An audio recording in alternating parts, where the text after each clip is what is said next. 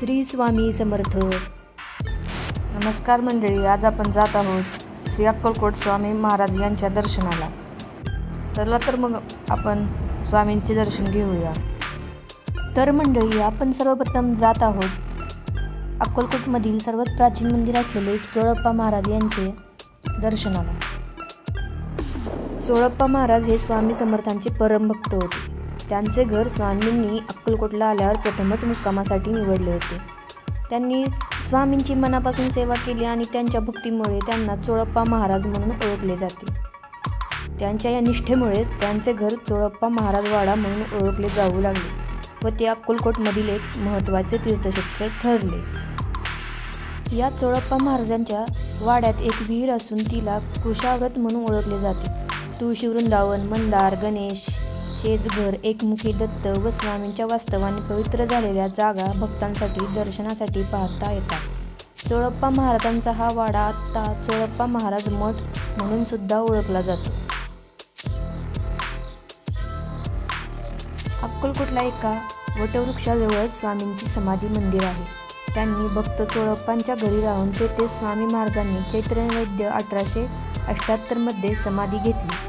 त्या काळात चोळप्पा महाराजांचे घर म्हणजे स्वामी समर्थांचा मठ होता. मठाचे बांधकाम करून चोळप्पा महाराजांच्या वाड्यात समाधीसह महाराजांची एक मोठी मूर्ती, स्वामी समर्थांचा फोटो आणि दत्त परंपरेतील अवतारी महात्म्यांचे फोटो बसवण्यात आले आहेत. चोळप्पा महाराज व स्वामी समर्थांच्या पादुकाही तेथे भाविकांच्या दर्शनासाठी ठेवण्यात आलेल्या आहेत. तसेच स्वामी समर्थ महाराजांनी केलेले काही लीला फोटोच्या स्वरूपात आपणाला मठात पाहावयास मिळतात.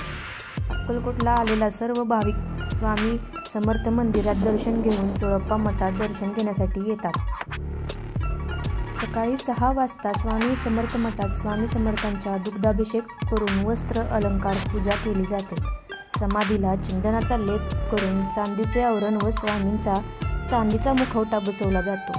नंतर वस्त्र अलंकार करून बेल फुले वाहिली जातात. पूजा चालू असताना मंत्रोच्चाराने येथे उपस्थितांच्या मनात अतिरिक्त ऊर्जा संचारते. तेथे योगेंद्र गुरुजी हे स्वामी समर्थांचे परमभक्त चोळप्पा महाराजांचे चौथे वंशज आहेत.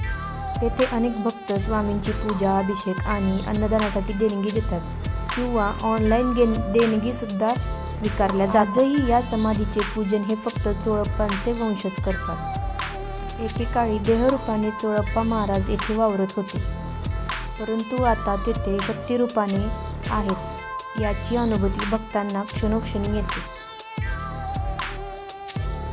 या मंदिरामध्ये कुशाव्रत तीर्थ नावाची एक विहीर सुद्धा आहे. समाधीस्थळातील पूजा अर्चा करण्यासाठी या विहिरीचे पाणी वापरतात. या पाण्याचे वैशिष्ट्य म्हणजे ही विहीर कधीच आटत नसून येथील पाणी खूप चविष्ट आणि स्वच्छ असते. व्हिडिओमध्ये आपण पाहत आहेत येथे स्वामींच्या मूळ पादुका आहेत. आपण इथे पाहू शकता हा जुना वाडा चोळप्पा यांचे घर म्हणून ओळखला जातो.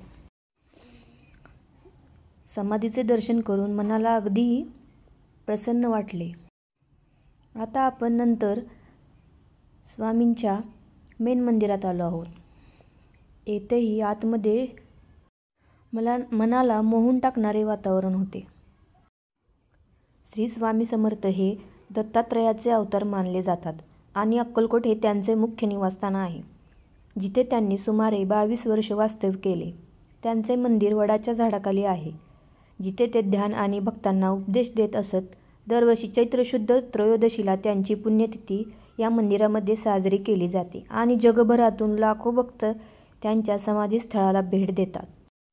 शके 1800 मध्ये इसवी सन 1878 मध्ये त्यांनी समाधी घेतली. त्यांचे समाधीस्थळ म्हणून समाधी मठ म्हणून हा अक्कलकोटचा मठ ओळखला जातो. भिवू नकोस, मी तुझ्या पाठीशी आहे, ही त्यांची प्रसिद्ध घोषणा आहे, जी भक्तांना धीर देते. मंदिराचे वातावरण अगदी मनाला मोहून टाकते. मंदिरामध्ये आल्यावर एक मनाला शांती मिळते. तर मंडळी, कसा वाटला तुम्हाला मग आजचा आपला अक्कलकोटचा व्हिडिओ तो नक्की सांगा. आवडल्यास प्लीज चॅनलला फॉलो, सबस्क्राईब आणि शेअर लाईक नक्की करा. धन्यवाद मंडळी. भेटूया पुढील व्हिडिओमध्ये.